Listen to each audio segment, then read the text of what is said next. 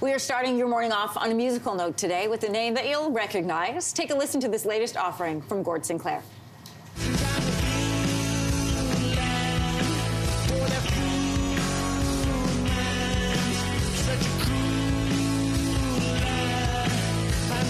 Recognizing best as the bassist and songwriter from the Tragically Hip, well, Sinclair is back with his second solo offering. His new album comes out this spring, but we are lucky to have Gord with us in studio this morning. Good morning. Great. Good morning. Nice to see you.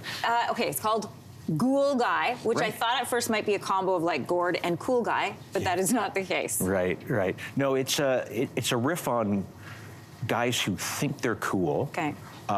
But are actually the opposite, kind of monstrous. So I tied that into the idea of Gool, G-H-O-U-L, and sort of shortened it. It's a literary device that Gord used to use in lyric writing all the time. You know, we had a song called Love Sick, L-U-V, parenthesis, S-I-C. Yeah. And yeah, it's just one of the things I picked up from over the years and stuff. So. I wanted to ask you about that. You've said in previous interviews that Gord Downie was one of the best lyricists ever. You guys worked together for so long. Absolutely. How did listening and working together for so long inform what you're doing now as a solo artist? Well, we were brought up listening to music that not only was catchy from a melodic sense, but actually had some heft and some meaning to it. And Gord, no one did that better than Gord, whether it's a social cause or anything that he wrote about, he put his heart and soul into. So it's just something that I've learned directly from him and from the music that I grew up listening to. It's impossible to work with a lyricist like Gord Downie and then turn around and write, you know, sugar, or, you know, yummy, yummy, yummy, I got love in my tummy, you know? And it's important these days that music used to drive social change in a lot of ways, and that is primarily lyrical driven. And I think it's a really important tradition to maintain. Yeah, words are important, words matter. 100%. Whether they're to song or not.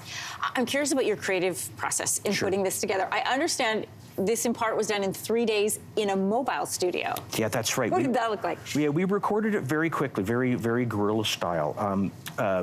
With my friend James McKenty, who transformed an old Airstream trailer. Oh, this is it here. Yeah, into a recording studio. So I wrote the record over the course of the pandemic, learned the songs, got our drummer Jeff Halishuk down from Toronto, and set up the Airstream in my driveway and recorded. This is in your driveway? Yeah, the Airstream was in the driveway. We recorded in the house. Well, this is good because the bathroom's close by, so you can... That's exactly it. You know, recording during the pandemic. You got to stay safe, but you got to make music. 100%. Yeah. This is your second solo album now. That's correct. And the first time it came out, you referred to yourself as a reluctant solo artist. Are you feeling more comfortable now? Well, it's difficult to say. James and I got a couple weeks into an acoustic run supporting the Trews when the pandemic hit. Okay. I had aspired to take the Taxi Dancers record electric and perform a number of shows as a group. That got all taken away. But I'm slowly getting more used to it. I had a fantastic career with the Hip, standing beside our drummer John Fay for 35 years and watching Gord's rear end for 35 years, you know, and it made me appreciate what he did and the particular talent that you have to stand up to the mic and sing. Do you mentioned this time spending, not only looking at Gord from behind, but spending a lot of time together as bandmates. I read a quote a couple of years ago where you said you feel like he's on your shoulder whispering in your ear. Sure. Do you still feel his presence with you when you're in that mobile recording studio, when you're writing during the pandemic? Yeah, very much so. I mean, the lyrical conversation we just had is a really important thing. You know, he was an inspiring guy to work with, an inspiring guy to write with. He had a real discipline. If anybody in the band, he was the guy that was always pushing us forward and wanting us to write again and make another record and play new songs live. And I've really just picked up that. I know he would not have wanted any of us in the group to ever stop being creative. So I draw inspiration from that. I would obviously give it all back to have him back now. Yeah.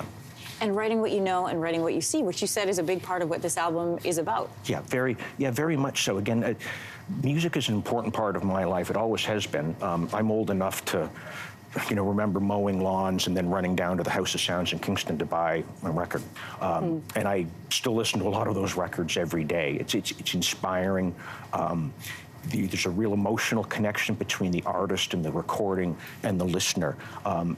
I think that's important artistically to carry on for us as a society, as a culture. It's been great to have you here, Gord. It's my pleasure. A reminder, his new album is called In Continental Drift. It comes out in April, but we've been so fortunate to have Gord with us today. Thanks for being Anne-Marie. here. I appreciate it.